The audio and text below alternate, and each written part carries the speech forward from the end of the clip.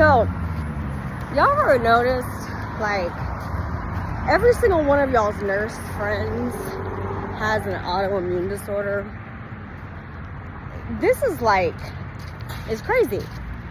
And I feel like the same is kind of true for hairstylists. Like, now, I don't know about males, but I feel like every female hairstylist that cares. Now, don't get me wrong, there are some people in this industry, y'all, I've met them. Like, I have worked in salons where, like, somebody will throw a 40 volume and a foil and throw that person under the dryer and, like, laugh and be like, whatever, go hit their vape and then just carry on.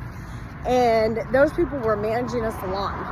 And they were way more busy than I ever was. And, you know, I guess energy attracts energy. So, like, their clients were of the similar energy as them. I gotta be able to sleep at night. So, whatever. Maybe there's more people like that in the world than there are of, like, a moral whatever. I don't know. I probably can count the number of times I've put 40 volume on someone's head in 15 years of doing hair. Anyways, I forgot where I was going. That's just wild. But, I was talking about, like, empaths and stuff like that. Like, I think because, like, I attract a lot of nurses to me. I think it's like the nurturing of their spirit. I know that the world of nursing has changed. I don't know what that is. I don't know if that's like dry skin or food, but I think like the world of nursing has changed because it attracts, like, I guess, money. And I guess like our industry has changed quite a bit too.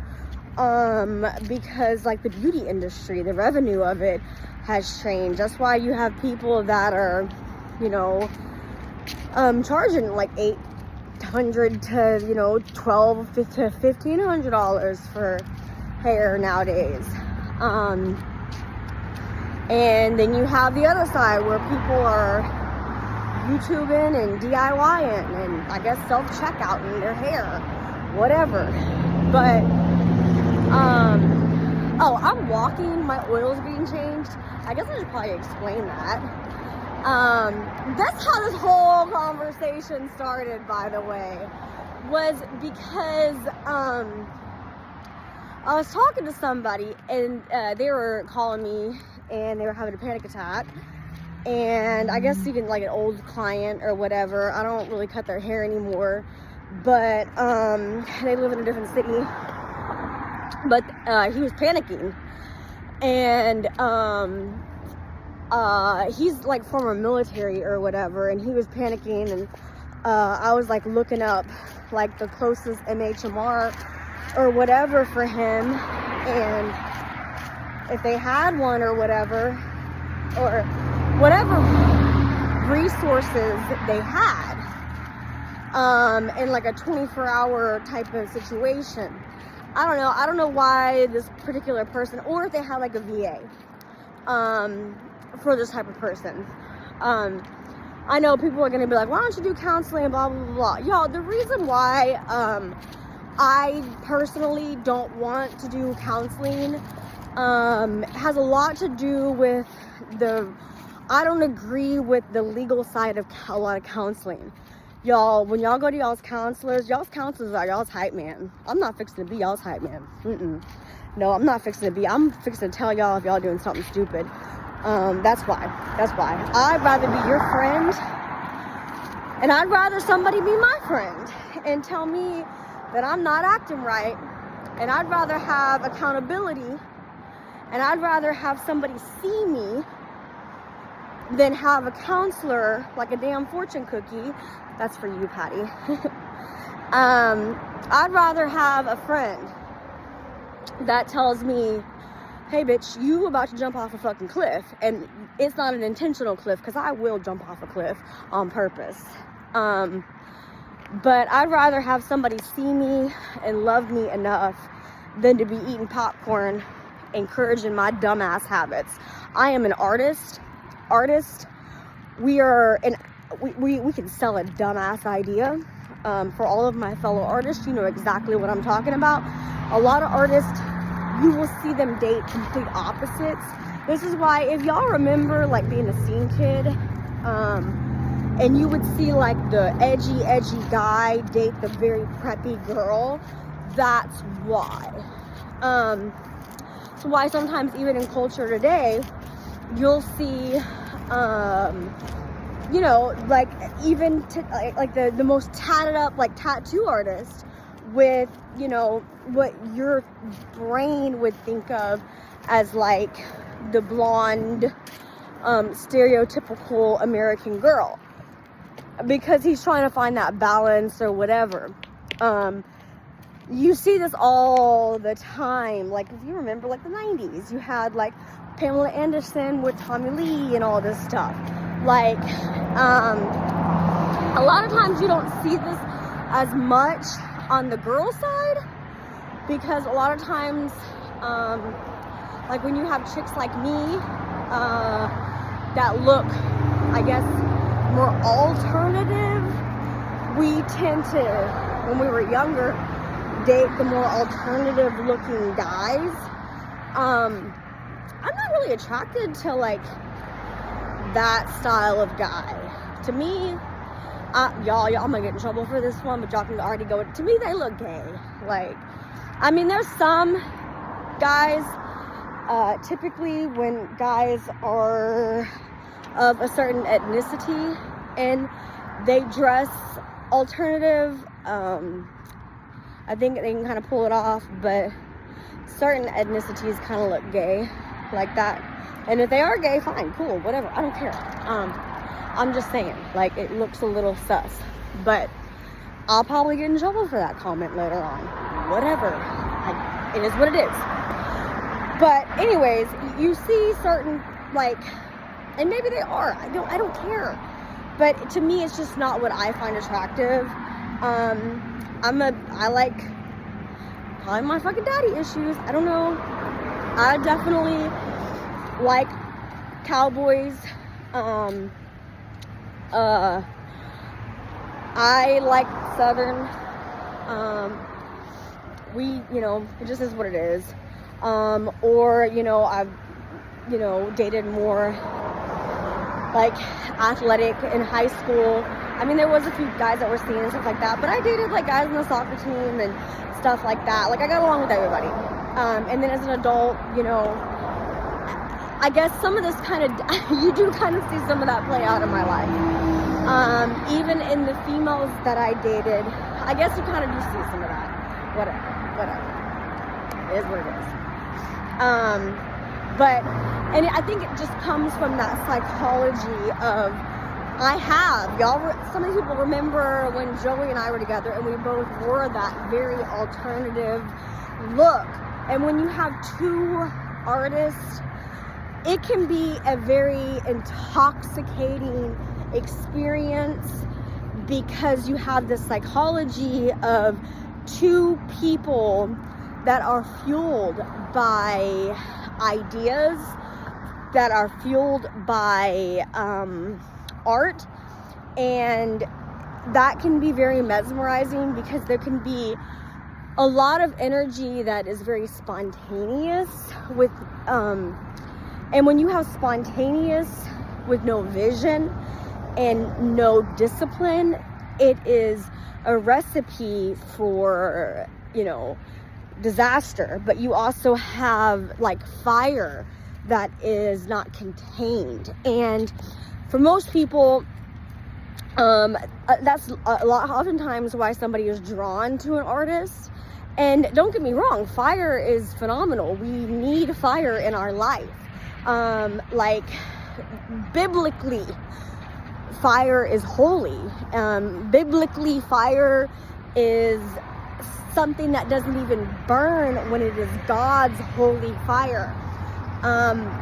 So like there are so many biblical references, like biblically fire is refining. Like there is so many awesome things about fire.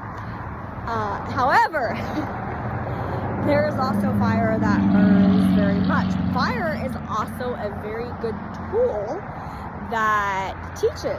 And so even though fire might burn a little, I bet you don't touch it again. I don't know, some of us are stupid and, you know, we'll try to figure out another way to do something and not to get burned. Just the way it is. We're all in this thing called life together. Anyways, y'all, my analogies be like, ain't God good? God just be coming through with these things. I love it. I love it. Anyways, the reason why I am giving this long little analogy and preaching, because I'm always preaching, is because nurses, hairstylists, that gift of empathy, biblically also, the Bible kind of tells us that Jesus took these whenever he healed people, he took these things on himself, just like Jesus took death. He took our death, the death that we are supposed to have. He took it on himself. We were supposed to die, and he was raised. Obviously, y'all know the story. He was resurrected. That resurrection power lives in us. That's that holy fire. What? Preach, whatever. Anyways, but I think, like, as hairstylists and all that stuff, we listen to a lot of people's stories. So I got off the phone with this person after looking up the information, and then I walked into this place.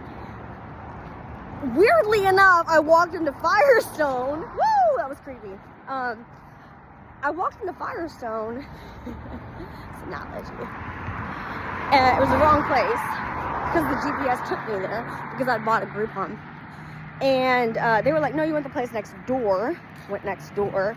But by the time I had went in there, because the GPS was taking me in circles, and I had been on the phone with the other person, I'm like, my heart is like, ew. My brain, my neck, and I'm like, man, I slept for like 13 hours. Like, I finally slept in. Like, I finally have a day off. Like, I don't ever have days off. Like, this life of being single is not for the weak. Like, I couldn't even date for real if I wanted to. Like, I don't know where I'd pencil you in on a damn schedule. Like, I work every day to keep a roof over my son and my head. Like, so crazy to me when dudes be like, oh, you like the nightlife and you a night owl and like all this shit, and I'm like, in what world? Cause y'all see me post some pictures with me some Christmas lights? Like, bro, cause y'all don't see my son with me, don't mean my son ain't with me. Like, what 16-year-olds you know that want to take a photo? What 17-year-olds you know that want to be in a group photo with their mom? Like, I don't know why everyone think I'm out. Like, it's because I'm pretty. It's because I'm pretty. Like, y'all, like, I'm a dude. Like, I'm not a dude, but it's because I'm a pretty looking girl. But, like, high key, I'm a dude. Like, I'm very androgynous. Like, I look really beautiful. I get it. Very much compliment, cool, whatever. But for the most part, my personality, like, even so much so at the shop I'm at, it was funny because they were like, oh, you're like a barber, right? I mean, compliment, cool. But because I've been in a barber shop, hanging out with barbers, and my personality, like, laughing with the guys, and the jokes that I have, they think I'm a barber.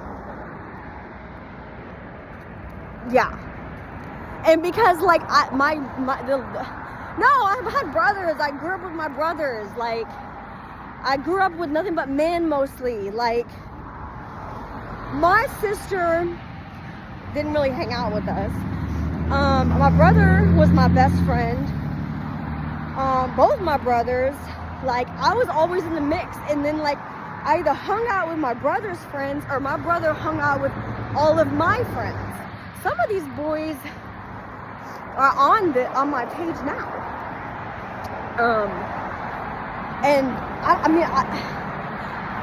don't know what they think of me, honestly. I don't know if they're just like, Angel was one of the boys. I don't know. I don't know what they think of me. I don't know if they look back and they're just like, damn, Angel really was just out there in them streets. If their memory of that and us being kids is really like, damn, Angel really was just out there in them streets at 12, 13, 14, 15, 16 years of age with all of us as boys in the hood. Because that's wild, y'all. Like, it's really crazy. But whatever. Anyways, I got off the phone and then all of a sudden I'm trying to talk to this lady and I'm like, golly, I'm anxious. And I'm like, why am I so anxious? Like, I slept. And I realized I had been on the phone with this person that was super anxious, super everything. And my thoughts were just like, good God. And so I told the lady, look, I'm going to do this, blah, blah, blah, blah. I'm going to go outside. I never get to go outside because I'm always working. Y'all do what y'all need to do. And so that's why I'm walking. That's why this long story is like. And the minute I start walking, I'm talking to y'all about all the randomness in my head. But it's like, okay, cool. Because that's why y'all saw these crazy ass cars. That's why I'm rambling. But I sit there and it was like that quickly. And here's the thing, guys. So many of y'all would not have picked up that phone call. So many of y'all would have been like, that's not my problem. And it's so weird. It's so weird how y'all are. Like, it's so weird how people are just quick to just cut people off and call it peace. No, y'all toxic. It's so weird how y'all are comfortable with calling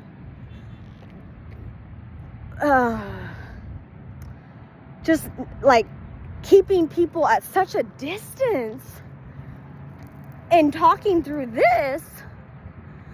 But when somebody is suffering, you're not uncomfortable with that. You're not uncomfortable with your friends or family or an acquaintance even suffering. I don't care if you're my worst enemy. I don't care. I have literally, and I don't even sit here, like, the shit I've done, like, people don't even know. They don't. Because everybody, like, it is what it is. Like, everybody's quick on this thing to try to come up with the next fashion and fad and all that stuff. Whatever, I'll set the fashion.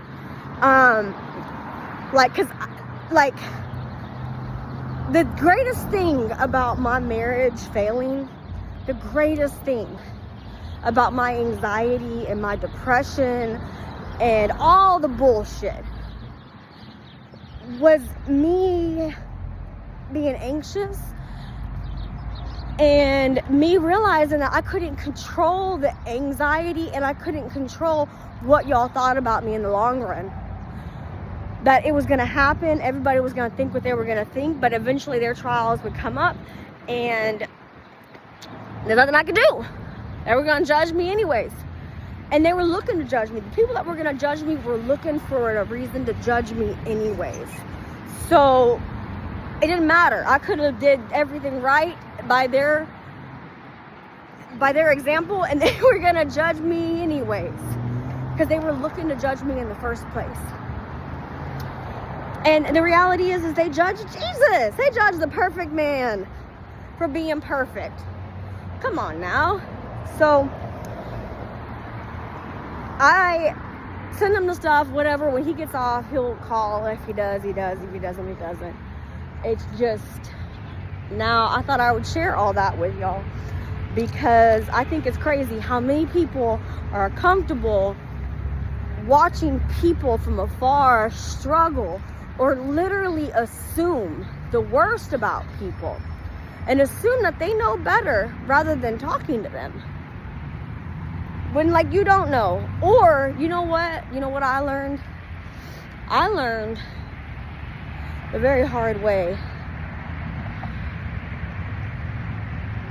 Like, when you judge people, you may find yourself in the same damn trial and tribulation, because you done sat there and you done said what they should have and could have and would have done. And now, baby, you're going to get your opportunity. You're going to get your opportunity to would have, could have, and should have.